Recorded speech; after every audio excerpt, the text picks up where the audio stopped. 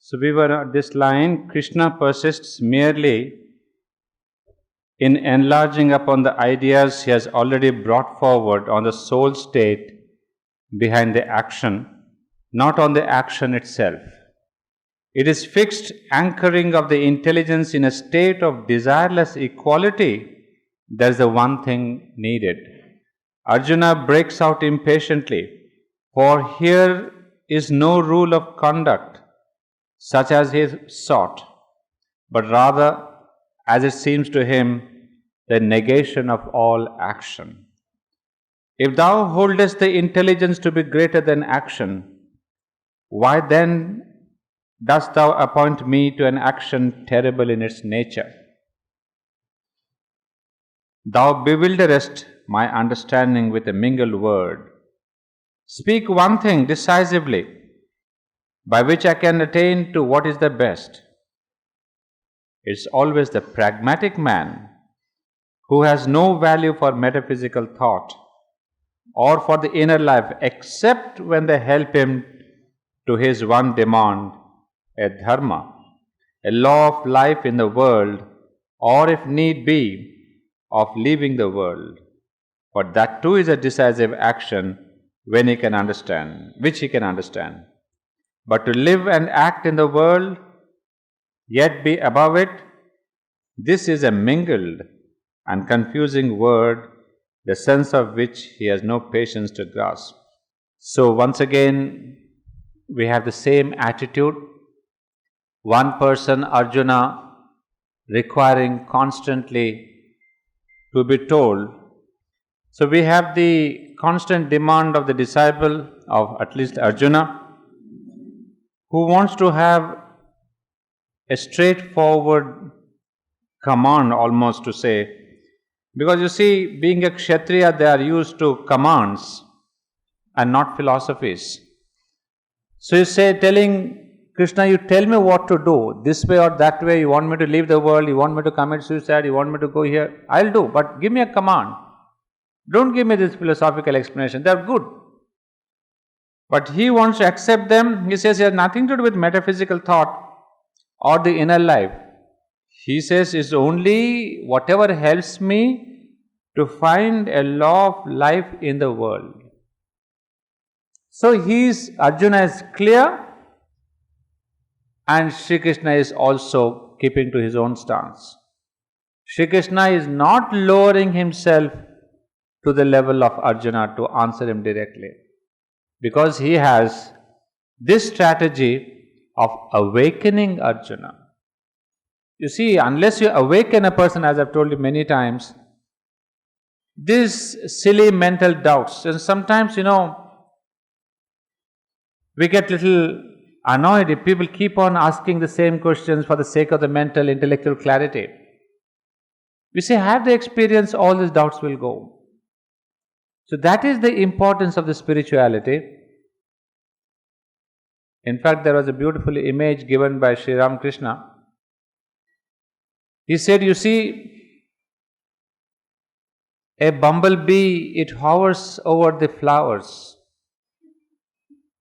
And when it hovers over the flowers, it makes a lot of noise, the buzzing sound, But once it sits on the flower and starts sucking the honey, the buzzing sound is gone. So too, he says, as long as we do not get the spiritual experience, mind will keep on having the buzzing questions. When you start sucking the honey of the inner life, he says all your mental doubts will go. Until then, we may be very intelligent, very subtle, very clever, very shrewd like Arjuna, and we may keep on asking. So, this is the intention between the master and the student. And it is that when Sri Krishna says, Sri Aurobindo is saying that Sri Krishna persists merely in enlarging upon the idea. This is a comment, perhaps we should be supportive from this Bengali writings, page 162. On hearing Arjuna's words, Sri Krishna's face betrayed signs of a smile that was amused yet happy. The knower of the hearts of men recognized in Arjuna's delusion the old delusion of mankind, So he smiled. We dealt with this, that the smile is the recognition that Arjuna is doing exactly what the whole of humanity would have done in this situation. He is a representative of this humanity. So he is happy that Arjuna is waking himself to this demand. So he says he smiles on him. And what is that? That delusion is born of Sri Krishna's own Maya. He has made man subject to this Maya in order to end the evils, the sorrows and weaknesses in the world through their experience and control. I mean, we get such a broad understanding. He says this delusion that all of us are drowned in this Maya, attracted to this Maya, means Maya of this external world, the outer world, the material world, and which has its own consequences. So he says he has made man subject to this Maya in order to end the evils, the sorrows and weaknesses in the world through their experience and control. It looks a bit paradoxical that you are subjected to this Maya to end the sorrows and end the evils. You see, we think that because if we get subjected to this world, we have the sorrows and we have to undergo these evils. But then Sri Krishna is saying that I put you in this world in the midst of the sorrows and evils, so that having experienced these sorrows and evils, you understand that this is not the truth. The truth is something else. So it is like the going through hard experience, as we say. We tell the children sometimes, when you experience, you will understand the difficulties of life. So by understanding the difficulties of life and sorrow and evil, you have to go beyond. You see, this is the positive integral way. One is to escape the sorrows and evils without experiencing them, saying that it is too difficult and you go to the mountains and the caves. The other one is you are in it, but unfortunately 99% of the people in it get into it, get trapped, and that is over. But then 1% are those who are in it and then they come out of it victorious. They say, now we know what is this ignorance. So they want to go towards knowledge. But most people, they do not even realize that they are in ignorance. They think that this is knowledge, this is life, this is the aim, this is the end, this is God. So Sri Krishna has put man purposely in Maya so that he may conquer over this Maya and get toward the divine. The attachments of the heart, the fear of death, the subjection to happiness and sorrow, the feeling of likes and dislikes, ignorant movements such as these have found expression in Arjuna's words. It is precisely these movements that have to be removed from the minds of men and the world made free of evil. I mean, try to understand it in this manner. Say, we have paddy. We don't eat paddy as it is. We take out the cover. We have the groundnuts. We have the groundnuts within there, the shell is outside. We remove the shell and then take the nut inside. So that's exactly the shell of the groundnut is this outer life. So if you are living in this outer life, you cannot enjoy the kernel, the seed divine within.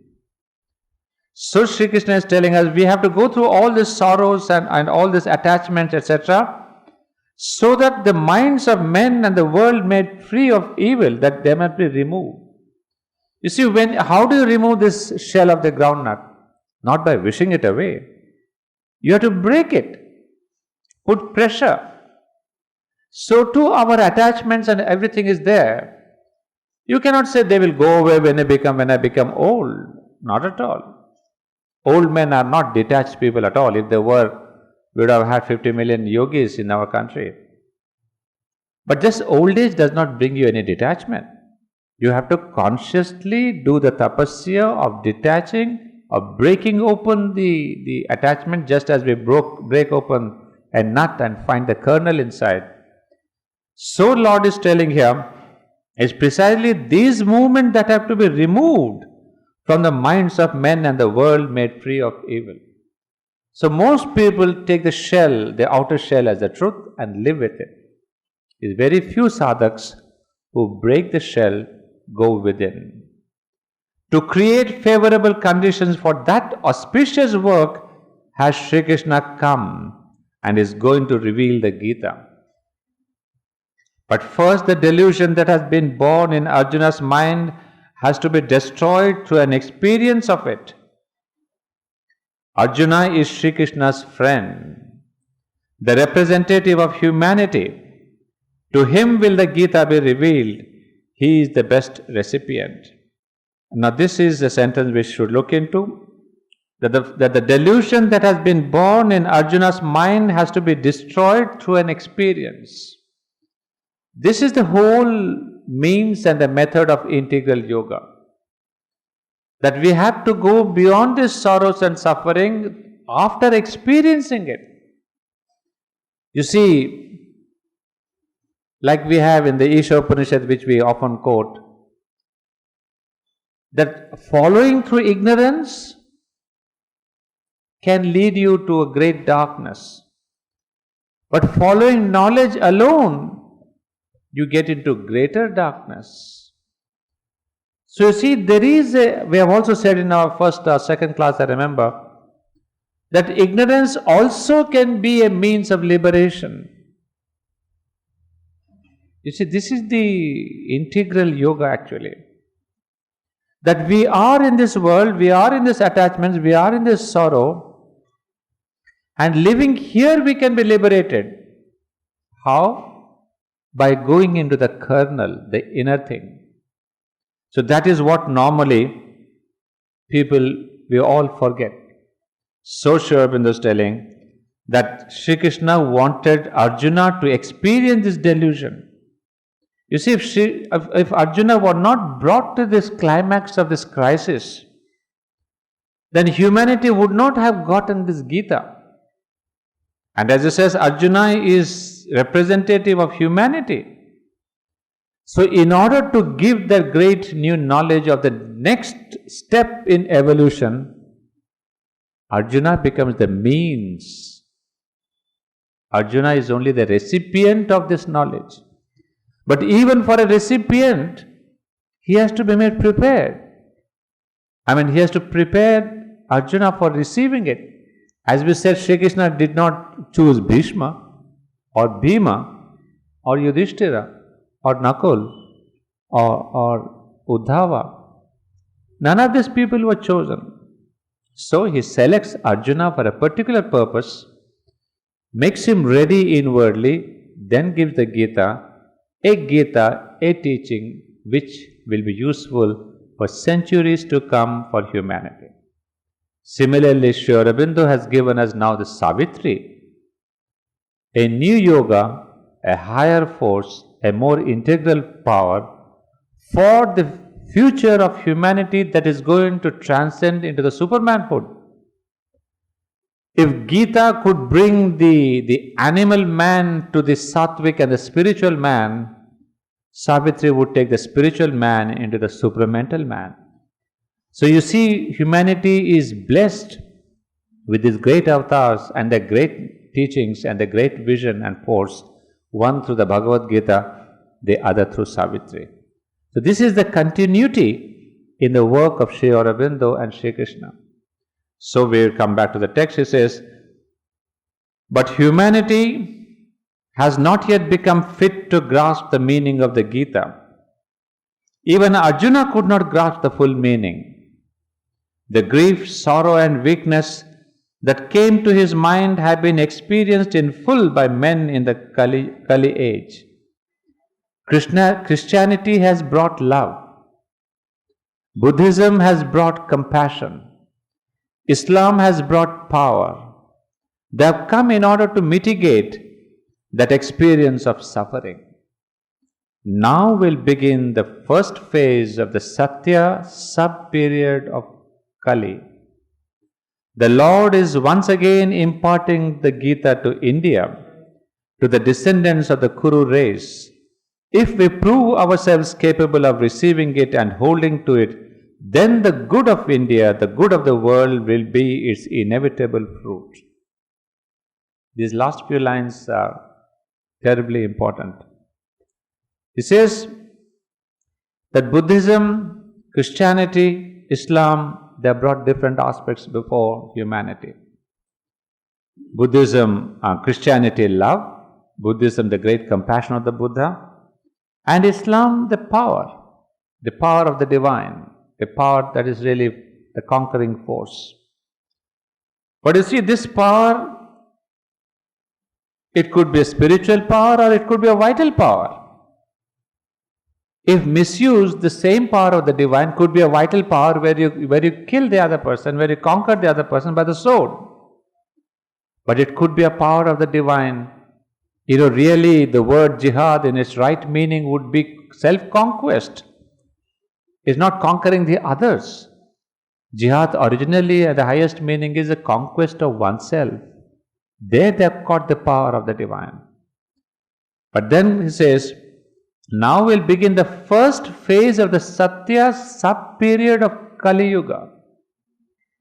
This is something that we need to understand, that every yuga, what we have, the 4 yugas, every yuga has a portion, of course, a portion of the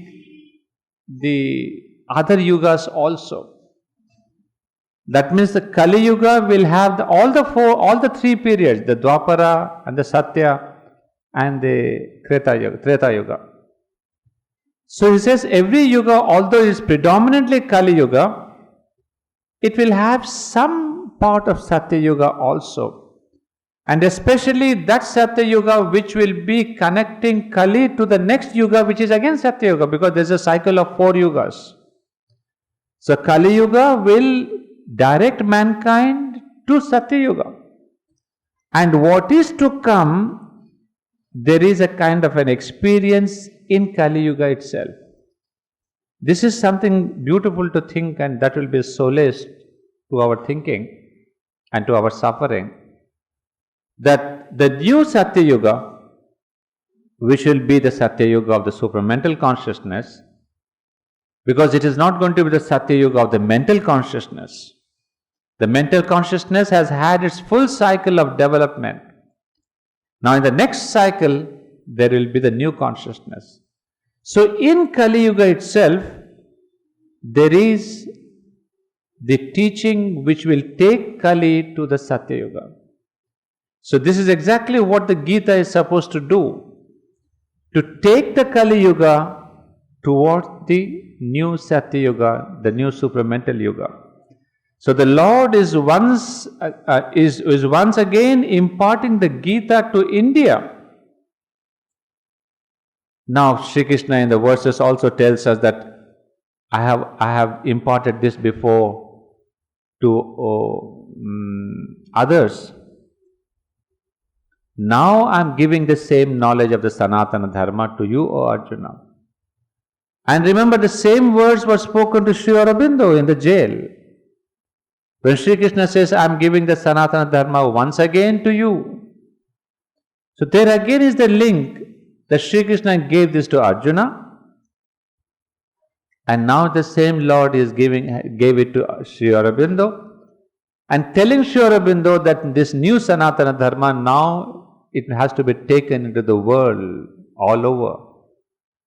So this is the work that was put before Sri Aurobindo, that this Sanatana Dharma has to be spread to the world now. It's no more a property or a prerogative of India. But at that time, it was there for the country, because the India must be formed, because as we saw that Sri Krishna wanted to make India a full country.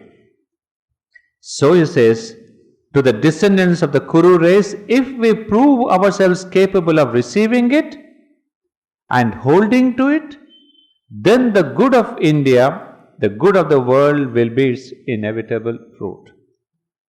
So you see now the link between the Gita, why it was given.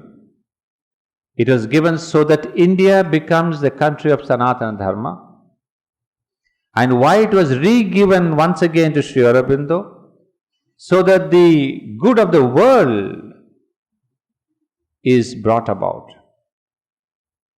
So that is the tremendous importance, and that's why the mother told us that the real transformative power of the Gita has not yet been revealed. It has got that Shakti of transforming the country and the people who take to it.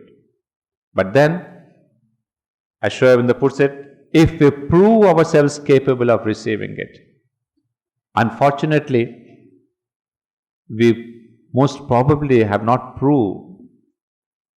We have become such a nation that we are not able to take the Gita because of all our secularism, so-called secular ideals.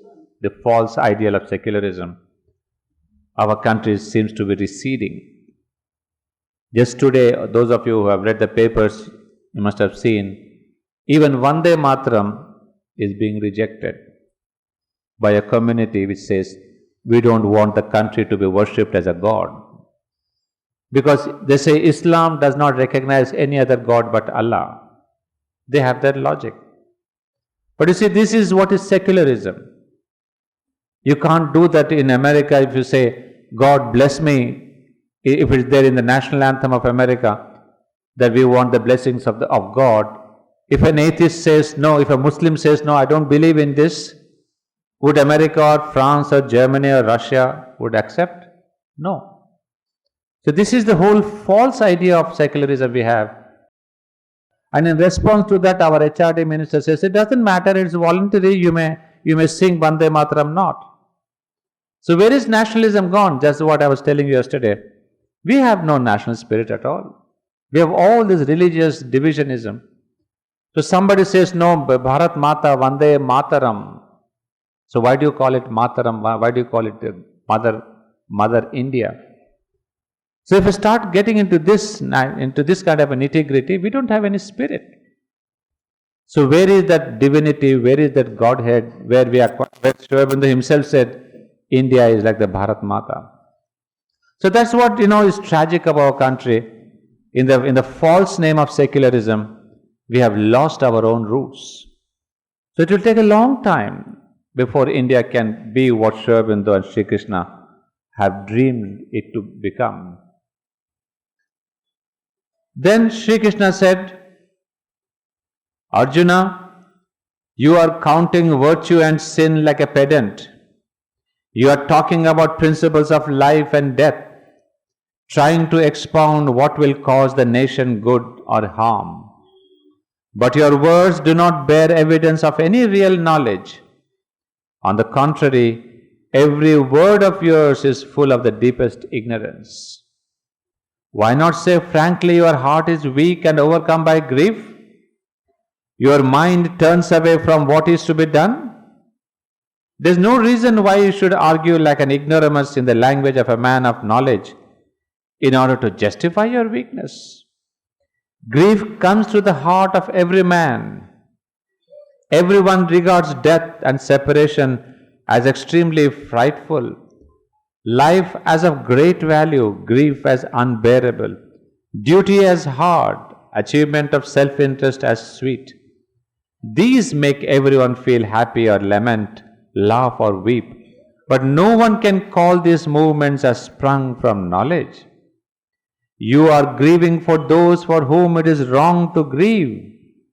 The wise man does not grieve for anyone, not the dead nor the living. He is aware of these facts.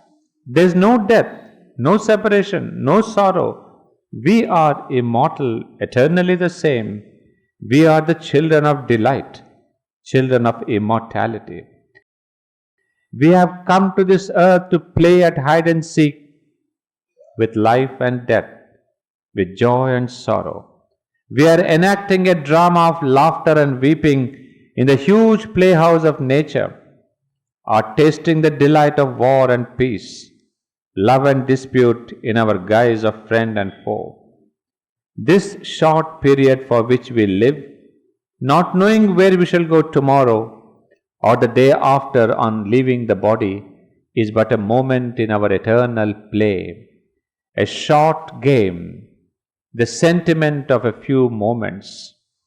We have been, we are, we shall be eternally, forever indestructible. We are the lords of nature, masters of life and death, portions of God, inheritors of the past, present, and future. Just as the body has its childhood, youth, and old age, so is the getting of a new body. Death is only a name. We get afraid on hearing the name, feel sorrow. Did we know the thing in itself?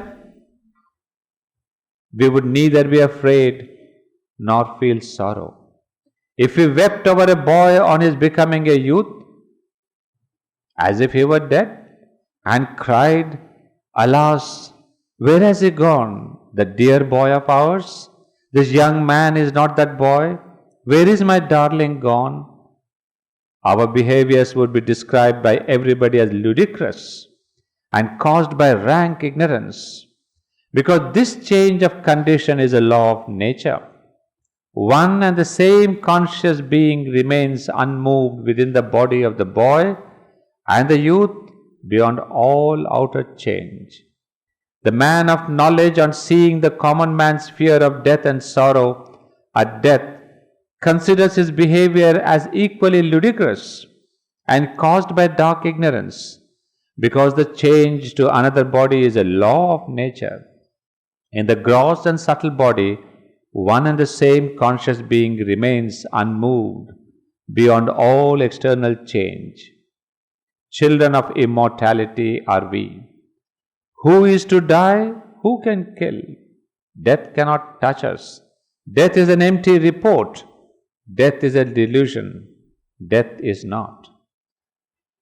Of course, here Sri Aurobindo has summarized the whole teaching. These are not the words of Sri Krishna, but what all we read about the body being changed, about the psychic, about the soul, etc. Sri Aurobindo has given a narrative description. One thing that I remember reading from the mother, from this sentence, "This short period for which we live, not knowing where we shall go tomorrow or the day after on leaving the body." Now, in one of our conversations, when she was explaining, our staunch religious feelings, that I am a Hindu and you are a Christian and he is a Muslim, etc., etc. Not only we have a staunch stand that I am a Muslim and you are a Hindu, etc., but this gets into hatred and violence and all that you see in the world. So she says, look, in this birth you are a Hindu, but maybe in the past birth you are a Muslim, and in the next birth you will be a Christian.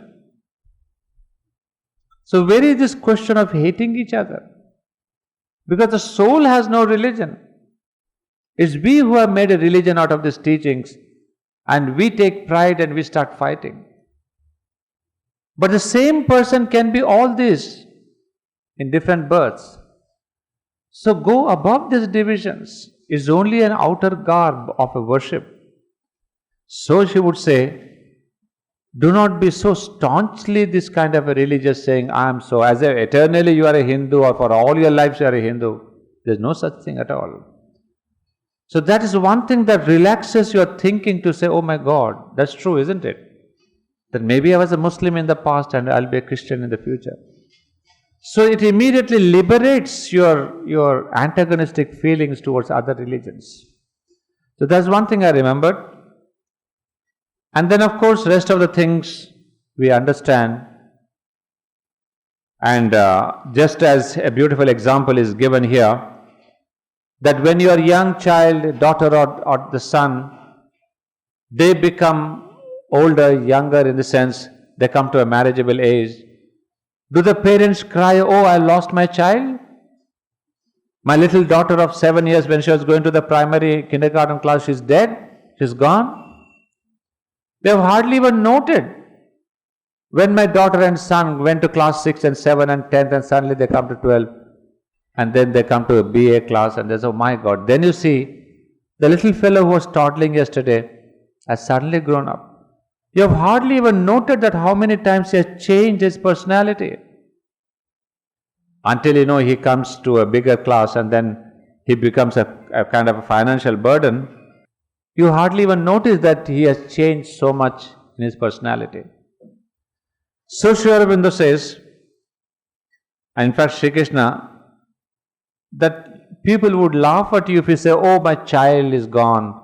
He was 7 years and now he's 17 years. If ever you say that, people will laugh at you.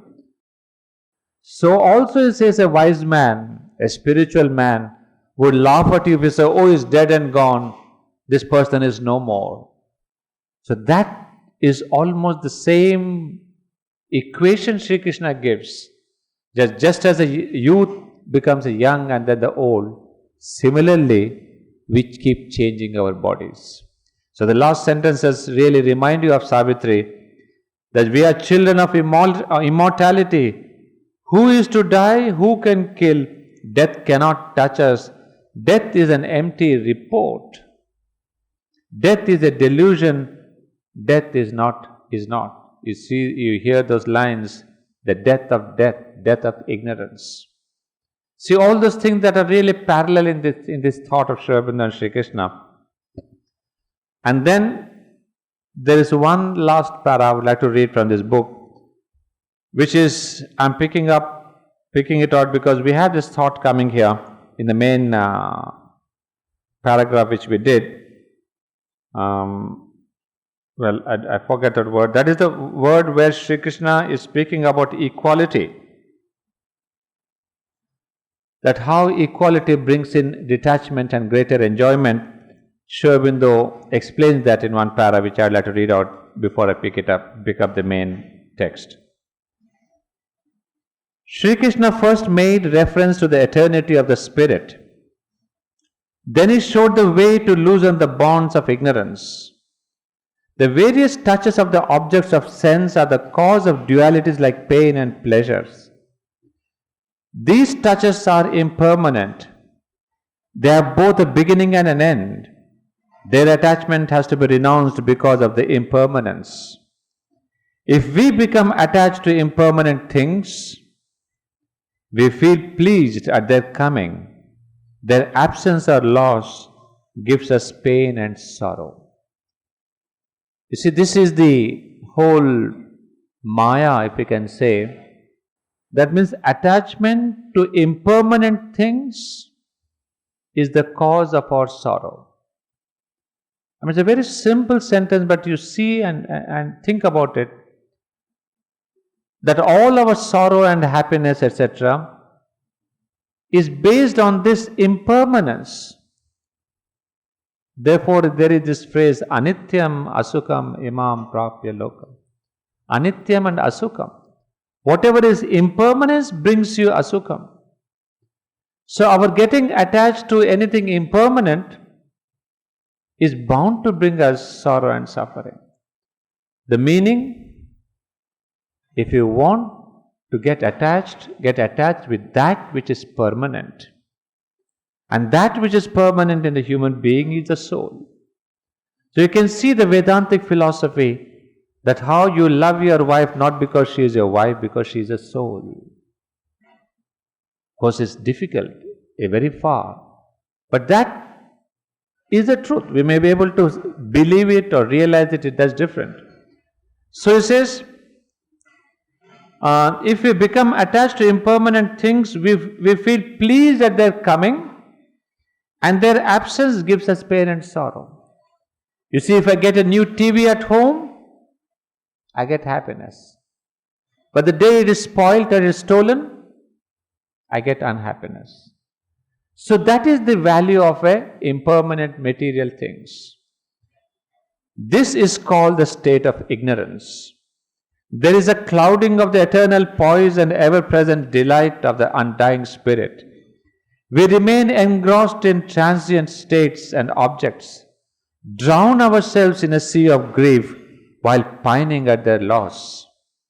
He who, instead of being thus overcome, can bear the touches of the objects of sense, that is, he who, while experiencing the dualities, does not feel joy or sorrow, that man is freed from like and dislikes, by breaking the bonds of ignorance, becomes capable of realizing the eternal state and its delight. So we come to the main idea, that of equality,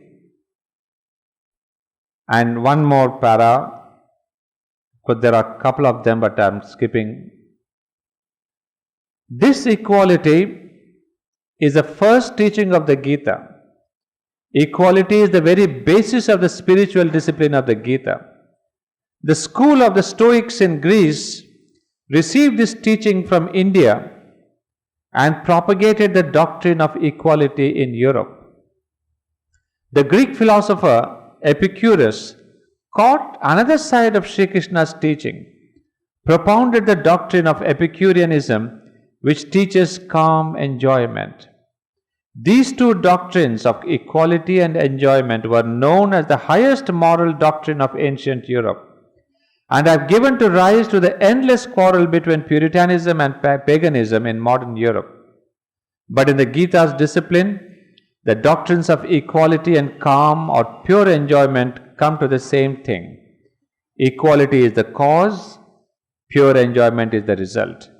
Equality destroys attachment, calms down likes and dislikes. With the destruction of attachment and the calming down of likes and dislikes, purity is born.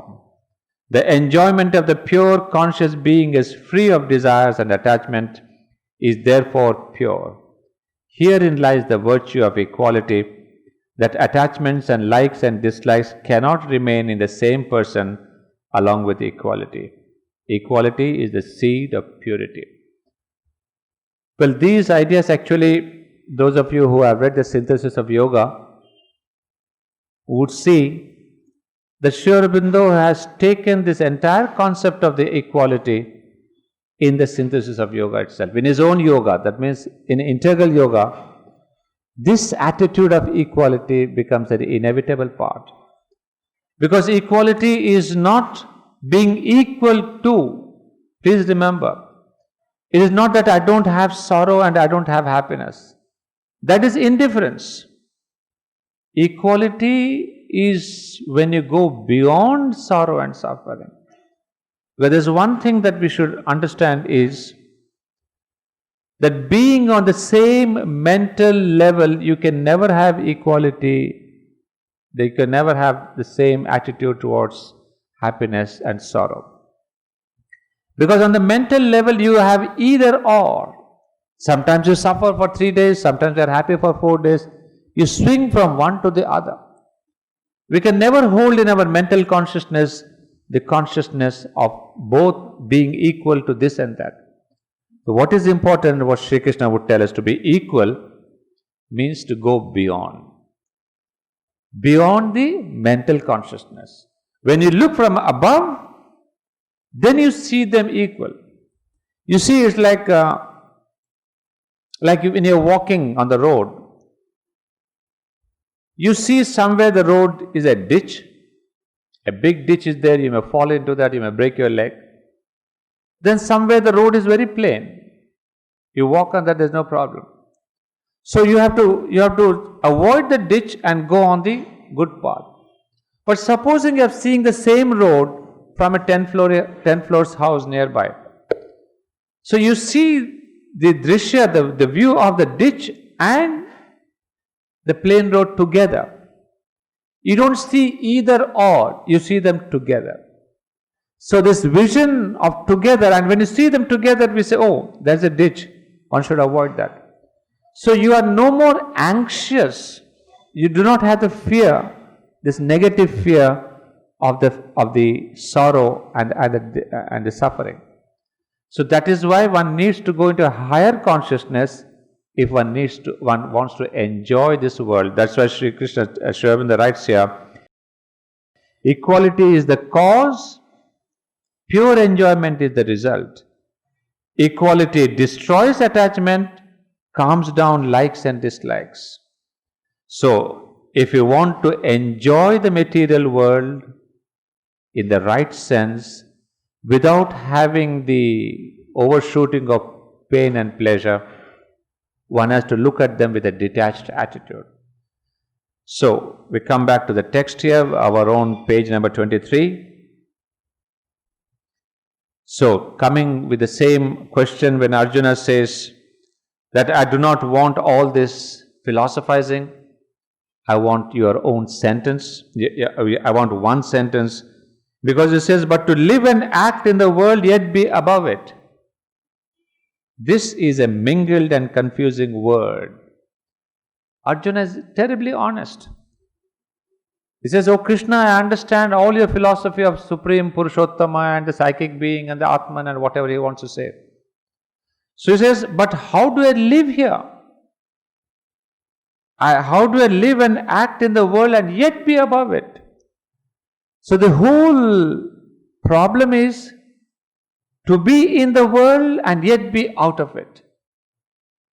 This is the solution that Gita gives.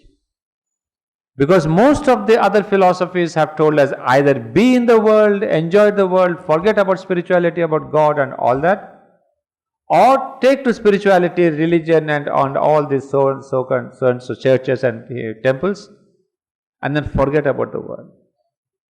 So Gita for the first time brings in the synthesis. And it is the same synthesis that we get an extension in Sri Aurobindo's own integral yoga. So if we say synthesis of yoga really began with the Gita. But what is the synthesis of yoga? It's not synthesis of yogas. The basic synthesis that Sri Aurobindo and the Gita have given us is this synthesis. To be in the world and yet be beyond it. Because otherwise, it's so very difficult. And how did they give that? What is the solution? That's what is the whole Gita about. And Shri Krishna and Arjuna is asking the same question, that give me please one formula that how to act in the world and at the same time be beyond it. Like we had the famous example of the water drop on the lotus leaf. You see, the water drop is on the lotus leaf, but it doesn't wet it. It's pretty separate. So that's the kind of existence we must have. Be here in the world and not be attached to the world. What's the solution? You see, the solution is in the question itself. That if you want to be in the world and not be attached to it, the solution is to be detached to this. But how do you say detached? Detachment with the world does not come unless you are attached to something else.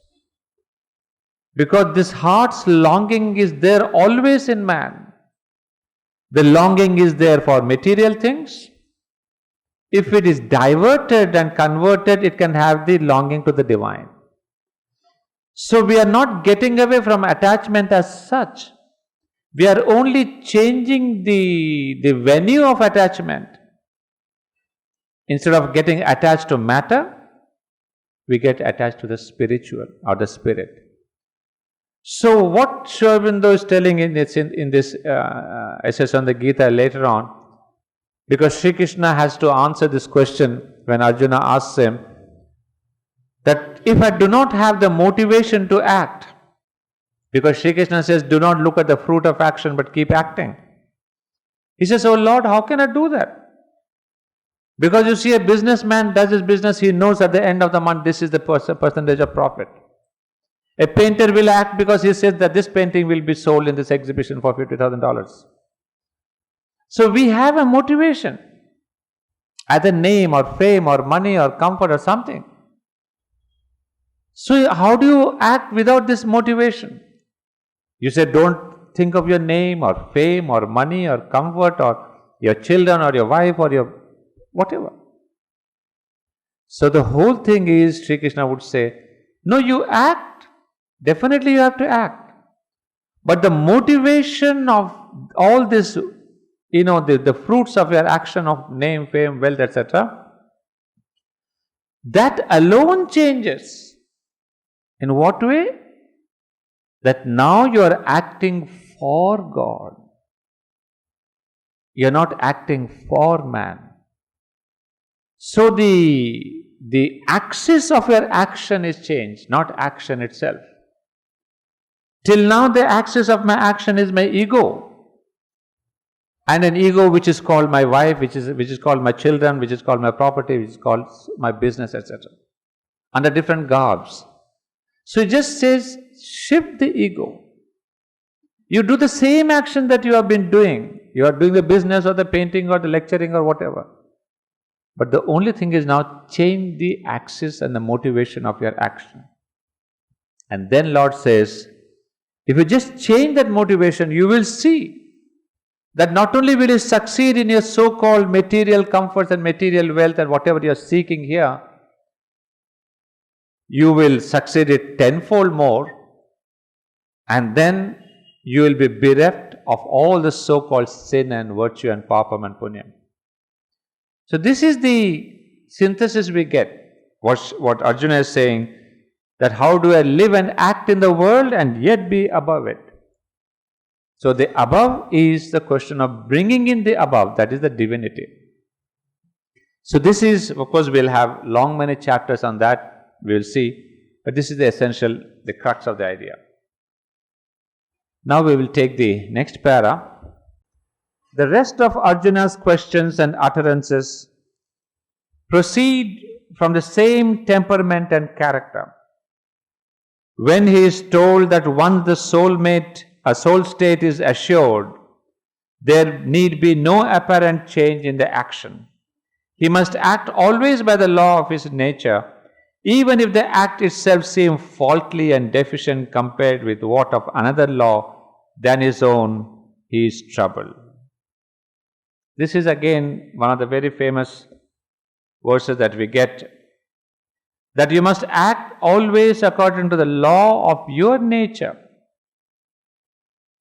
As we say, one man's meat is another man's poison. So if you try to imitate somebody else, you say, I want to become an artist like him, although you are a philosopher. You want to do a businessman like him, although you are a sculptor. So you can't do that. That becomes poison for you. So to imitate another, although your own capacities may be faulty or limited, that man may be a great artist and world renowned and earning millions of dollars. But you may be a quiet singer. But don't try to be an artist there, because that is not the law of your own expression. Because to be in your own law of expression is much better, in the sense, on the material level you may say, look, that businessman is earning so much, whereas my art pieces are not being sold, so you feel sad.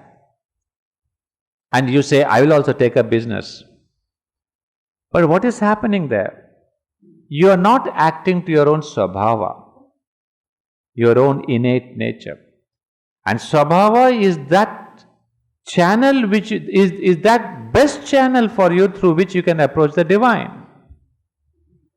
A copying of another person's swabhava, it does not take you too far. It may give you some kind of a material comfort and material, prospects. But to go to the divine consciousness, the best channel is your own swabhava. Because that is the truth of our life. That each one has been given a particular wavelength to match with the divine. Like we have in the radio, so many wavelengths are there. So each one has got a particular wavelength. And if you follow that wavelength, then you can tune in with the divine. But if I change my wavelength, I can neither tune in with the divine nor with man. So I become a nobody. So that is the meaning of Swabhava. It's a particular wavelength that the soul brings with it. And most people try to imitate others, increase their wavelength or differ their wavelength, and in the process they get into torture and sorrow. So he says, he must act always by the law of his nature, even if the act itself seems faulty and deficient. And here, somewhat like this, Sri Aurobindo also says, you must dream high. You have always to dream high things. Even if your capacities are limited, act so that through your actions, your dream will get fulfilled. So the thing is, it's only in action that your dreams can be fulfilled. And even if your capacities be limited, you will say, look, I don't have much money to build this great house. I have only 5 lakhs rupees. How shall I build a house of 50 lakhs? But if you hesitate, then that will never be achieved. And that's what I've seen in my life when I was building Sakar. That my means were very limited, very small. And yet when I started building it, acting on that, then it got built itself. Then the dream that I had was realized. Because if I started dreaming and then said, oh my God, I have just 5 lakh rupees, I am not a businessman, who is going to help me? Which Tata or Birla will help me? One could have never done that. So the whole spiritual thing here is action with faith and trust in the divine is the main thing. Do not count your outer limitations. That I'm poor, I do not have this money, I'm incapable, I'm an ordinary man, I'm just a this, I'm just a that. Most of the people get into this kind of a self-pity and do not act.